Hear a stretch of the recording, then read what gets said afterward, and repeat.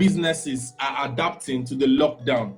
Now, it's true, since the COVID-19 pandemic, every company, every brand has been on lockdown because of the government issues. But there are some other businesses that have been thriving through this lockdown. Now, let's highlight some of them. Now, the first companies are businesses are adapting to the lockdown is by jumping into what we call market trends.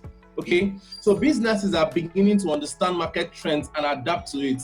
As seen in this image on the right, we see that Eco Hotels and Suites have discovered that because of the lockdown, people are at home and they need these three basic necessities of life: food, shelter, and clothing. Now, they've started food supply, right? They started a food supply chain. Not only that, they also started a laundry service. So they because people, of course, want food, shelter, and clothing, they found out that they could their services in the food industry and in the clothing industry. They started two different businesses apart from hoteling services, right?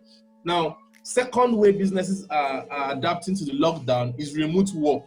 We've seen over the past 2 months, that several companies are beginning to adapt to remote work. Now, this is Twitter was the first company that started adapting to remote work. As you can see, big companies are beginning to adapt to remote work as a means of running their businesses. So what this means is that more people will lose their job as we go by, due to one, inability to adapt to remote work, and of course, more people will be employed. Now, these people in the coming time, they will not be employed because they have the skills of whatever job they are applying for.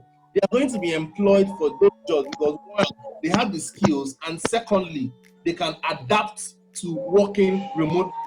I'll share some other instances of big brands that have adapted to working remotely. So here we see Facebook have started their permanent remote workers. Work for Facebook right now, you can be working from your house. The same thing in Google. ABC have started work from home. The same thing with Amazon. Amazon has started telling all of their workers, you can choose to work house. This is Nigeria. We have the Paystack, Carbon, Bicons, Chichi4 Exchange, and several other Nigerian brands like Team Red. They've fully initiated work policy. Brands like Paystack, brands like Chichi4 Exchange, Bitcoins, and the rest of them, they've adapted to remote works in Nigeria. Now, what this means is that as we go by, companies and brands will start giving out jobs based on people's ability to work remotely. Okay. Now, this is like something good, because you now find out that you can now work from your house. Okay, you can work from your house without workplace. Now, this is very, very amazing. It means that the idea of remote working, the idea of people staying in their houses to do things will now become a normal thing, right? Based on, okay, as you can see here, this is an article from The Guardian where they talked about how COVID-19 boosted the Nigerian culture of working remotely. Okay, now this also means that many companies will be hiring people. Now, the hiring capability will not just be because you have a skill. It will not be because it will not be based on two things. One, your ability to have a skill, and secondly, your ability to work remotely. And because of this ability you have to work remotely, you will be paid more. Okay, so the new ecosystem we are going into right now is an ecosystem whereby people who normally earn 30, 40, 50,000 naira per month, because of their ability to stay in their house and still deliver efficiently and effectively, they will be paid more. That's the new ecosystem we are going into right now. So now let's talk about the digital and then what it entails. Okay, so now we have moved because of the COVID-19 pandemic. People have businesses and brands have embraced what we call digital transformation. Now, I tried to explain digital transformation here. I said digital transformation is the integration of digital technology into all areas of business, fundamentally changing how you operate and deliver value to customers. It's a total cultural change that requires organizations to continually challenge the status quo, experiment, and get comfortable with failure. This is what happens, guys. When you become part of the digital transformation, you will find out that the normal traditional ways you do things no longer exist. So you continually have to experiment new things. You continually have to adapt to change. You continually have to. You see what like first example I gave you in the beginning of this summit, how that Eco Hotels, the main Eco Hotels that we all know, that is the grandest hotels in Nigeria, how they try to adapt, try to experiment. They experimented with food delivery, right? And it worked out for them. They experimented with laundry and dry cleaning services. You see, so this is like a total change from how we normally operate in the business world. Okay, now I said it is the integration of I said it has risen. Digital technology has prominence as a critical determinant of economic growth, national security, and now we are moving to what we call a global industry. Okay, people will no longer be limited in geographically. They will no longer be limited to their country, to their states, or to their local government. Because of this digital transformation, you will now start working. You know, we used to normally hear that this guy is working with Google, this guy is working with Andela, and you're like, wow, when will this happen to me? It has come. The time is now. Okay, we will now start seeing it, and it will now become a normal occurrence for people to work with any company in the world. Okay, as I said, the digital economy has a profound influence on the world's trajectory and societal well-being of ordinary citizens. It affects everything. So you could stay in Nigeria and you'll be earning in Australia because you are working for an Australian firm, and because not just because of your ability to deliver what your on your job description, but also your ability to and deliver more than others. Okay, are you guys with me? Digital transformation is imperative for all businesses, from small to the enterprise. That message comes through loud and clear, right? Now, we are moving at a very fast rate.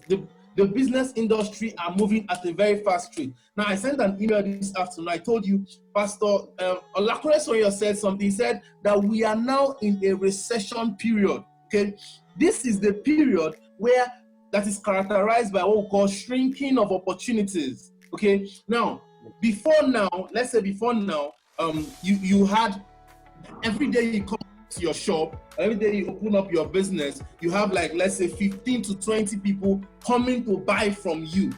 Now, because of the lockdown, you find out that number is exponentially reduced. Now, if let's say, for instance, the number of clients you're supposed to have in that particular business all over quality, let's say you're having 2 or 3 competitors, is 200.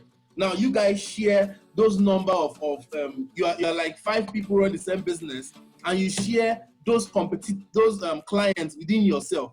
What happens now is that the number of clients that come for your business is reduced. Okay, so there will be shrinking of opportunities to make business. Now, the person, the brand with the highest level of efficiency and effectiveness will now be the brand or the business that will collect all the money and will collect all the clients.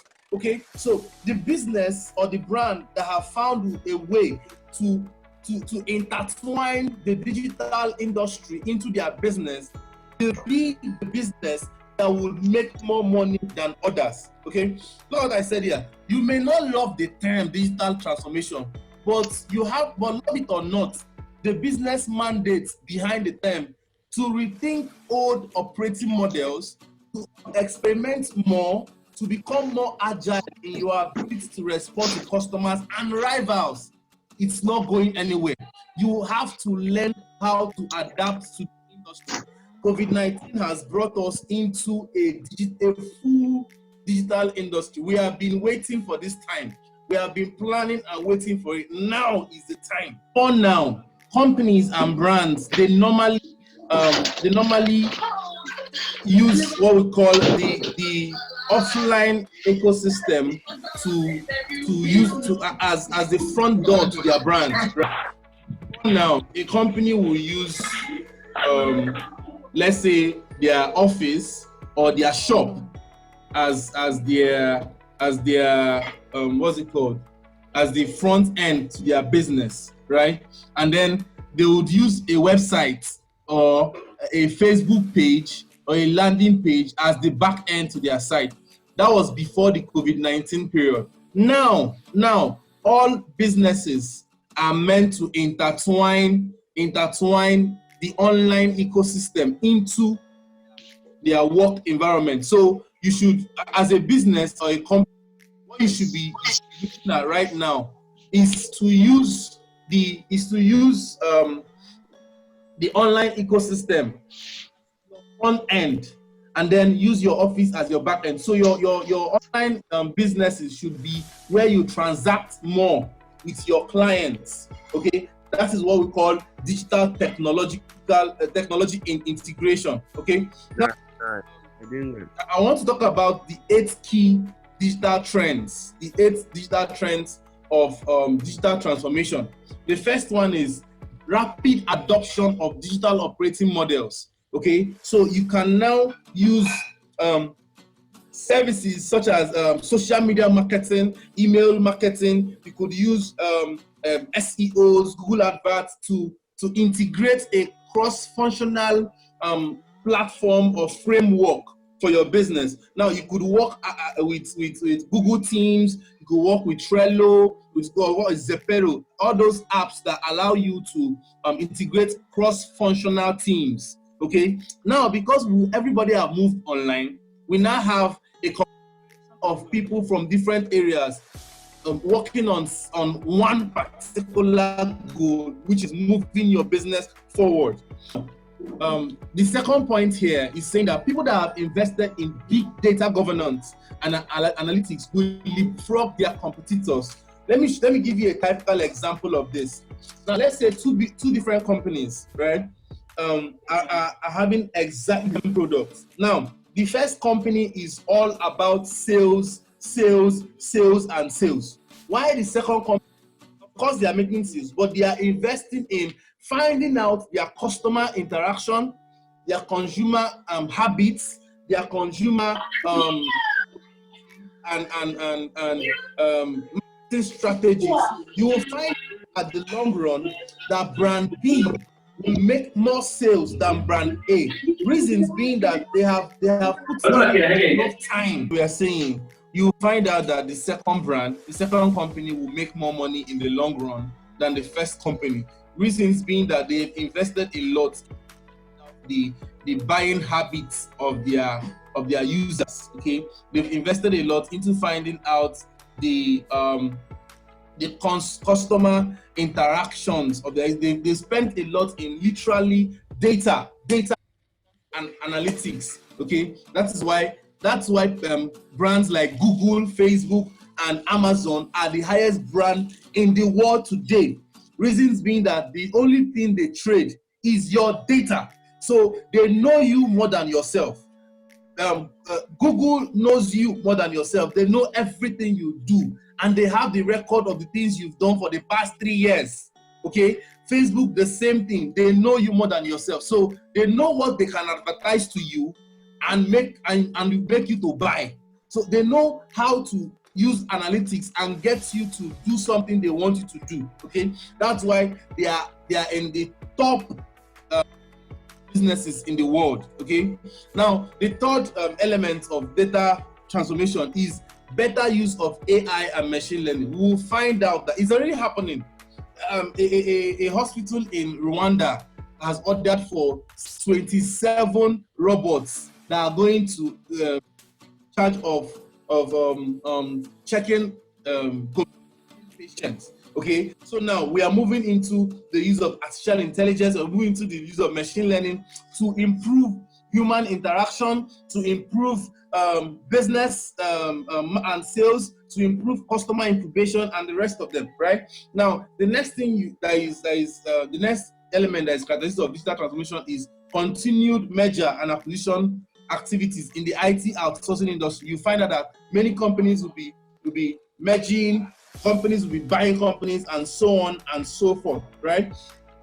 Now, aside that, you will find that sees forming new digital partnerships. It's already happening. Exchanges are coming together. Now, the next is expanding public cloud adoption. Zoom is doing that. Amazon Web Services is doing that. The next is new digital transformation success metrics. If you notice what just happened in the past month, you'll find out that Zoom share over 200%. That means the digital success, they're having transformation success. The metrics is increasing. Now, the next is more attention to long-term value of digital initiatives. Okay. Now, okay. So, what are the key trends in digital transformation in 2020? They said 2020 will be a year of reckoning for digital initiatives, right? Organizations that continue to underestimate the need for culture change will do so at their own perils. You'll find out that a whole lot of American companies, a whole lot of Nigerian companies, a whole lot of companies all over the world is having issues, and they are downsizing, right? They are downsizing, and they are reducing their employees because they are unable to pay them because they are downsizing, and then they are not making sales. All right.